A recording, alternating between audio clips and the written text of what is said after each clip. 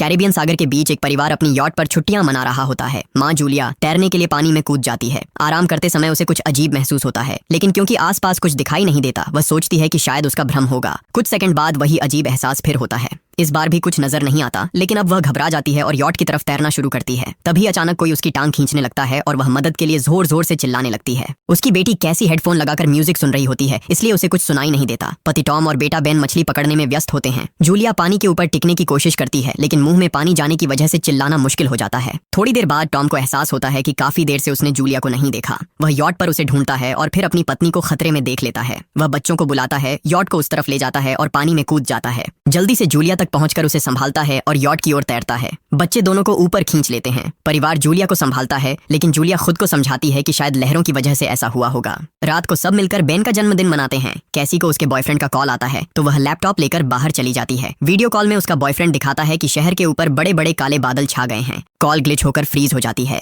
कैसी यह बात परिवार को बताने आती है, लेकिन टॉम कहता है कि शायद जमीन से दूर होने की वजह से सिग्नल कमजोर है। तभी सबको एक आवाज सुनाई देती है। वे सब बाहर जाते हैं और देखते हैं कि व्हेल मछलियों का एक समूह गुजर रहा है। टॉम समझाता है कि व्हेल मछलियां हमेशा पृथ्वी के मैग्नेटिक फील्ड को फॉलो करती हैं, लेकिन जब तूफान आता है तो वे कंफ्यूज हो जाती हैं। अचानक यॉट जोर से हिलती है और बेन गिर जाता है। टॉम को चिंता होती है कि कहीं यॉट को नुकसान तो नहीं पहुंचा, इसलिए वह डाइव करके नीचे चेक करने चला जाता है। कुछ देर बाद वह सतह पर वापस आता है, लेकिन उसके कंधे पर एक बड़ा घाव होता है। जूलिया तुरंत उसका जख्म सीती है। टॉम बताता है कि पानी के अंदर उसे ऐसा लगा जैसे उसके पीछे कोई बहुत बड़ा जीव था, लेकिन जब उसने मुड़कर देखा तो प्रोपेलर से कट लग गया। वह कहता है कि जो भी चीज थी बहुत बड़ी थी। टॉम को यॉट पर काफी नुकसान दिखाई देता है, इसलिए उन्हें मदद बुलानी पड़ती है। जूलिया बार बार रेडियो पर कोशिश करती है। कैसी फोन पर सिग्नल ढूंढती है, लेकिन कुछ भी काम नहीं करता। तभी कैसी को एक अजीब सा जीव दिखाई देता है और वह चिल्ला उठती है, लेकिन वह तो बस बेन होता है जो मास्क पहनकर मजाक कर रहा होता है। कुछ देर बाद यॉट पूरी तरह बंद हो जाती है और समुद्र के बीच में फंस जाती है। जूलिया रेडियो में एक आवाज सुनती है, लेकिन आवाज इतनी खराब होती है कि उसे कुछ समझ नहीं आता। टॉम परिवार को बताता है कि उनके पास सिर्फ 4 दिन का खाना पानी बचा है और अब उन्हें किसी मछली पकड़ने वाली नाव का इंतजार करना होगा। अचानक रडार पर कुछ डिटेक्ट होता है और परिवार को एक अजीब सी आवाज सुनाई देती है।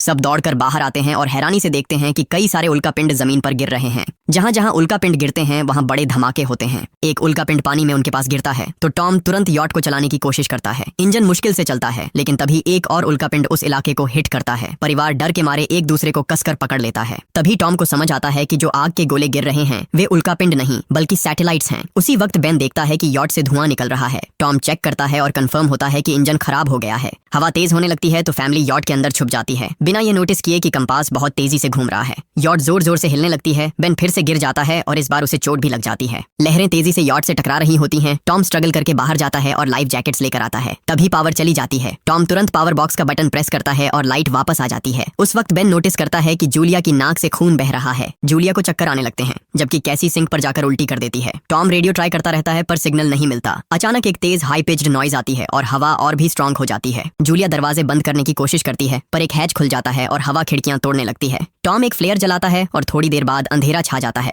अगली सुबह फैमिली शॉक में उठती है कि वो स्टॉर्म से बच गए हैं, लेकिन यॉट आधी तबाह हो गई होती है। जब वो बाहर आते हैं तो देखते हैं कि समुद्र का पानी गायब हो गया है और यॉट अब जमीन पर अटकी है। सब ये देखकर शॉक में आ जाते हैं। कैसी सिग्नल चेक करती है पर नेटवर्क बिल्कुल डाउन होता है। बेन 2 मरे हुए केकड़ों से खेलने लगता है। टॉम कंपास चेक करता है और देखता है कि वो उल्टा हो गया है। ये आखिरी बार 7 लाख साल पहले हुआ था। कैसी को लगता है कि उसका बॉयफ्रेंड मर गया होगा और वो टूट जाती है। जब जूलिया उसे समझाने आती है तो कैसी उसे दूर कर देती है और छुपने चली जाती है। जूलिया और टॉम बची हुई सप्लाईज देखते हैं। बेन अपने बर्थडे बलून्स एक पत्थर से बांध देता है ताकि शायद कोई बचा हुआ सर्वाइवर देख ले। टॉम फिर रेडियो ट्राई करता है और इस बार एक आदमी से कनेक्शन हो जाता है। उसका नाम नाव होता है और वो एक सबमरीन का कैप्टन होता है। उसकी सबमरीन भी लैंड पर अटक गई है। वो कंफर्म करता है कि मैग्नेटिक पोल्स रिवर्स हो गए हैं, इसलिए ओशन पीछे हट गया है और जमीन डूब गई है। वो कहता है कि उसने अभी तक और सर्वाइवर्स नहीं देखे और कम्युनिकेशन सिस्टम्स बिल्कुल डाउन हो गए हैं। वो मजीद ये भी कहता है कि पोल्स फिर रिवर्स होंगे और शायद एक हफ्ते में समुद्र वापस आ जाएगा। वो फैमिली को वार्न करता है कि जितना हो सके ऊंची जगह चढ़ जाओ, क्योंकि जब पानी वापस आएगा तो वो बहुत खतरनाक होगा। वो बोलता है उसका पार्टनर क्रैश में मारा गया और सबमरीन में बस 3 लोगों की ही जगह है। जूलिया और टॉम उससे कहते हैं कि प्लीज हमारे बच्चों को बचा लो। वो उन्हें अपने कोऑर्डिनेट्स दे देता है। टॉम कैलकुलेट करता है कि सबमरीन तक पहुंचने में 2-3 दिन लगेंगे।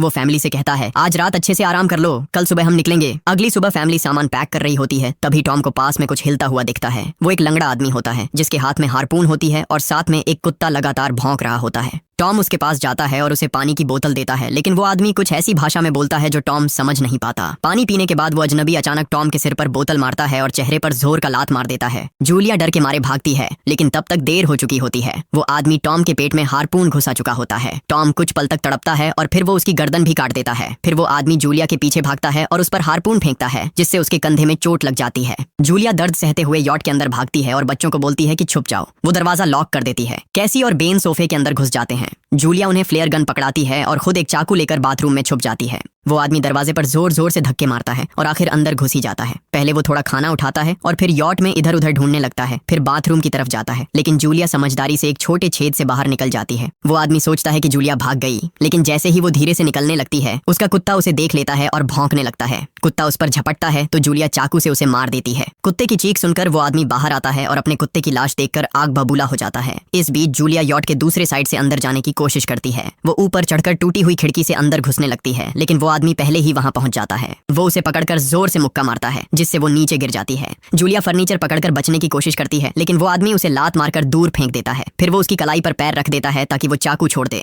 और फिर उसके बाल पकड़कर उसका चेहरा जमीन पर दे मारता है और सोफे पर फेंक कर उसका गला दबाने लगता है। बच्चे ये सब कुछ देख रहे होते हैं। कैसी बाहर निकलकर फ्लेयर गन चलाती है जो सीधा उस आदमी को लगती है। वो जल उठता है और यॉट में आग फैलने लगती है। बच्चे तुरंत भाग जाते हैं, लेकिन जूलिया वापस आती है। वो उसे एक किक मारकर गिराती है, मैप और बैग उठाती है और वहां से भाग जाती है। बेन और कैसी अपने पापा के पास जाकर रोने लगते हैं। जूलिया भी उनके साथ बैठ जाती है और तीनों मिलकर आंसुओं के साथ टॉम को आखिरी अलविदा कहते हैं। तभी वो डरावना आदमी फिर यॉट से बाहर निकल आता है तो फैमिली फिर से भागने लगती है। कुछ ही देर में यॉट एक बड़े धमाके के साथ उड़ जाती है। थोड़ी दूर चलने के बाद वो लोग एक छोटे से झरने के पास रुकते हैं ताकि थोड़ा आराम कर सकें। कैसी सोचती है कि शायद वो पागल आदमी उनके पास गुब्बारे देखकर आया था। ये सुनकर बेन खुद को कसूरवार मानने लगता है। जूलिया उसे समझाती है कि इसमें उसकी कोई गलती नहीं थी और सबको आगे बढ़ने को कहती है, क्योंकि वो आदमी अभी भी उनके पीछे है। रास्ते में एक छोटे तालाब के पास बेन एक मरी हुई हैमरहेड शार्क देखकर हैरान रह जाता है। तभी जूलिया नोटिस करती है कि वो आदमी फिर उनके करीब पहुंचने वाला है। सब लोग दौड़ पड़ते हैं और एक रेत के टीले से नीचे गिर जाते हैं, जहां उन्हें जहरीला कचरा दिखाई देता है। फैमिली सावधानी से उसे पार करती है और लगता है कि उन्होंने उस आदमी से पीछा छुड़ा लिया है। चलते चलते उन्हें बड़े बड़े मरे हुए सी एनिमल्स और समुद्र के नीचे जमा हुआ सारा प्लास्टिक दिखने लगता है।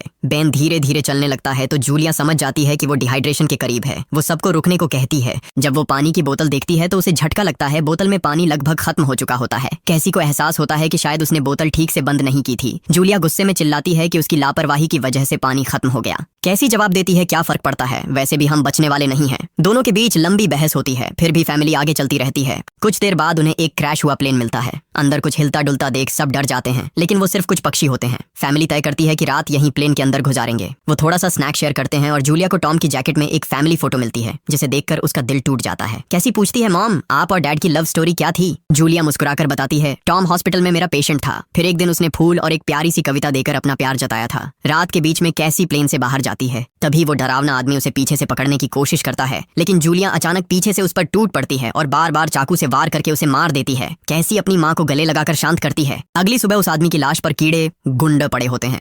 फैमिली नोटिस करती है कि उसके शरीर पर कई काटने के निशान हैं, मतलब इस एरिया में कोई खतरनाक जीव छिपा हुआ है। जैसे ही वो लोग वहां से निकलते हैं, केकड़े उसके मुंह से बाहर निकल आते हैं। कुछ घंटों बाद जूलिया और कैसी मैप देख रही होती हैं, लेकिन बेन धीरे से आगे निकल जाता है। जूलिया चिल्लाती है, रुक जाओ, लेकिन बेन एक तालाब में झुककर पानी पीने लगता है। जूलिया तुरंत उसे खींचकर बाहर निकालती है और समझाती है कि अनजान पानी उसे बीमार कर सकता है। धूप बहुत तेज हो जाती है तो फैमिली अपने सिर कपड़ों से ढक लेती है। बेन को चक्कर आने लगते हैं। तभी उन्हें कुछ पुराने कुर्सियां मिलती हैं और जूलिया कैसी उनसे एक टेम्पररी शेल्टर बना लेती हैं। जूलिया बेन को इंजेक्शन लगाती है और तय करती है कि वो रात वहीं बिताएंगे। सुबह जूलिया एक अजीब सी आवाज सुनकर उठती है। बाहर जाकर देखती है तो क्रैब्स का एक बड़ा झुंड उनकी तरफ आ रहा होता है। वो तुरंत बच्चों को उठाती है और तीनों भागना शुरू कर देते हैं। भागते भागते उन्हें एक बड़ा कार्गो शिप दिखाई देता है। वहाँ 3 क्रू मेंबर्स जिंदा होते हैं। एक औरत उनकी मदद करना चाहती है, लेकिन बाकी 2 आदमी मना कर देते हैं और तीनों फैमिली को बाहर छोड़कर कंटेनर लॉक कर लेते हैं। क्रैब्स पास आ जाते हैं। जूलिया बच्चों को कंटेनर के ऊपर चढ़ाती है। खुद जब चढ़ने लगती है तो क्रैब्स उसके पैर को जोर से काट लेते हैं। बच्चे उसे खींचकर ऊपर चढ़ाते हैं, नहीं तो वो नीचे गिर जाती। कंटेनर के एक छेद से आधे क्रैब्स अंदर घुस जाते हैं। क्रू मेंबर्स फायरिंग शुरू करते हैं, लेकिन क्रैब्स उन पर हावी हो जाते हैं और दोनों को मार डालते हैं। आखिरी आदमी छत के होल तक पहुंचता है, लेकिन क्रैब्स उसे भी नीचे खींच लेते हैं और वो भी मर जाता है। जूलिया अपने जख्म पर पट्टी बांधती है और बेहोश हो जाती है। कुछ देर बाद जब वो उठती है तो खुद को रेत के तूफान के बीच अकेली पाती है। वो घबराकर बच्चों को ढूंढने लगती है। एक मरी हुई औरत का हथियार उठाती है और जोर जोर से चिल्लाती है। कैसी उसकी आवाज सुनकर लौट आती है और बताती है कि वो और बेन मदद ढूंढने गए थे, लेकिन कोई नहीं मिला। फिर दोनों बेन से मिलते हैं, जिसे एक खुला कंटेनर मिलता है जहां वो तूफान खत्म होने तक रुक सकते हैं। जूलिया टॉम का लाइटर निकालती है और अपने जख्म को जलाकर बंद करती है है जो बेहद दर्दनाक होता है। तूफान थमने के बाद उन्हें एक और कंटेनर मिलता है जिसमें बहुत सारी पानी की बोतलें होती हैं। बॉडीज चेक करते वक्त उन्हें एक रेडियो और एक गन भी मिलती है। जूलिया नाव से संपर्क करती है और बताती है कि मैप खो गया है। इस पर नाव बताता है कि उन पर आर्थ्रोपॉड्स ने हमला किया था, वो अब इसके जीव हैं जो ऑक्सीजन की वजह से पूरी तरह पागल हो चुके हैं। अब नाव फैमिली को जल्दी करने को बोलता है क्योंकि उसके इंस्ट्रूमेंट्स ने कैलकुलेट किया है कि समुद्र उम्मीद से ज्यादा जल्दी वापस आएगा और उनके पास सिर्फ कुछ घंटे बचे हैं। वो एक फ्लेयर शूट करता है और फैमिली उस दिशा में चलना शुरू करती है। लंबी वॉक के बाद फैमिली को एक टूटा हुआ टॉयलेट मिलता है जिसमें बेन पेशाब करता है। अब वो लोग आखिरकार सबमरीन को पास ही देख लेते हैं, लेकिन वहां पहुंचने के लिए उन्हें एक बड़ा चट्टानी रास्ता पार करना होगा। जैसे ही वो रास्ते से गुजरते हैं, दीवारें हिलने लगती हैं और पत्थर गिरने लगते हैं, जिससे एक भयानक रॉक स्लाइड हो जाता है। जूलिया तुरंत अपने बच्चों को साइड में धक्का देती है और खुद भी पीछे हट जाती है ताकि कुचली न जाए। अब एक पत्थर की दीवार उनके बीच आ गई है। जूलिया बच्चों से कहती है कि वो बिना उसके आगे बढ़ जाए, लेकिन कैसी मना करती है और जोर देती है कि उसकी माँ को चढ़ने की कोशिश करनी चाहिए। बहुत बहस होती है और चिल्लाने के बाद जूलिया वादा करती है कि वो बाद में अपने बच्चों को ढूंढ लेगी। मजबूर होकर कैसी अपने भाई को खींचकर आगे ले जाती है। बच्चे चट्टानी रास्ता चढ़कर सबमरीन की तरफ भागते हैं, लेकिन वहां पहुंचकर देखते हैं कि नाव बाहर खून में लथपथ पड़ा है। वो समझाता है कि उसके लिए सब खत्म हो गया है और अब बच्चे सबमरीन ले सकते हैं। ये सोचकर कि एक एक्स्ट्रा जगह होगी, कैसी वापस अपनी माँ को ढूंढने भागती है। तभी जूलिया केकड़ों को आता देखती है और वो फायरिंग शुरू कर देती है। कुछ केकड़ों को वो मार देती है, लेकिन झुंड बहुत बड़ा होता है और सबसे लड़ना मुश्किल हो जाता है। उसी वक्त कैसी दीवार के ऊपर दिखाई देती है और हाथ आगे बढ़ाती है तो जूलिया अपने घायल पैर के बावजूद तेजी से चढ़ना शुरू करती है। कैसी की मदद से वो दूसरी तरफ पहुंच जाती है और दोनों साथ में सबमरीन की तरफ भागते हैं। बेन पहले से ही ऊपर खड़ा होता है और फायर खोल देता है ताकि केकड़े डिस्टर्ब रहें जब तक फैमिली ऊपर चढ़ जाए। केकड़े नाव के शरीर तक पहुंचते ही तुरंत उसे खाने लग जाते हैं। जूलिया गन उठाती है और फायरिंग जारी रखती है जब तक बच्चे अंदर चले जाएं। जब वो सुरक्षित हो जाते हैं, जूलिया समझती है कि गोलियां खत्म हो गई हैं, तो वो गन केकड़ों पर फेंक देती है और अपने बच्चों के साथ अंदर चली जाती है। फैमिली हैच को अच्छे से लॉक करती है और खिड़की से केकड़ों को सबमरीन के चारों तरफ देखती है। इसी वक्त समुद्र वापस आ जाता है तो तीनों तुरंत अपनी सीटों पर बैठकर बेल्ट पहन लेते हैं और एक दूसरे का हाथ पकड़ लेते हैं। तेज लहरें सबमरीन को जोर जोर से इधर उधर फेंकना शुरू कर देती हैं, जिससे जूलिया को पूरी जर्नी के विजन दिखने लगते हैं और कैसी उल्टी कर देती है। जल्दी ही वो हाई पिच आवाज वापस आती है और फैमिली बेहोश हो जाती है। कुछ देर बाद जूलिया और बच्चे होश में आते हैं और खुद को जिंदा देखकर खुश होते हैं। वो हैच अनलॉक करके बाहर निकलते हैं और देखते हैं कि लहरों ने सबमरीन को एक तबाह शहर में गिरा दिया है। यानी अब जिंदा रहने और नया जीवन शुरू करने की उम्मीद है। और यहीं पर फिल्म खत्म होती है। चैनल को सब्सक्राइब करना न भूलें और बेल आइकन जरूर दबाएं ताकि आपको ऐसे ही मजेदार वीडियो मिलते रहें। देखने के लिए धन्यवाद।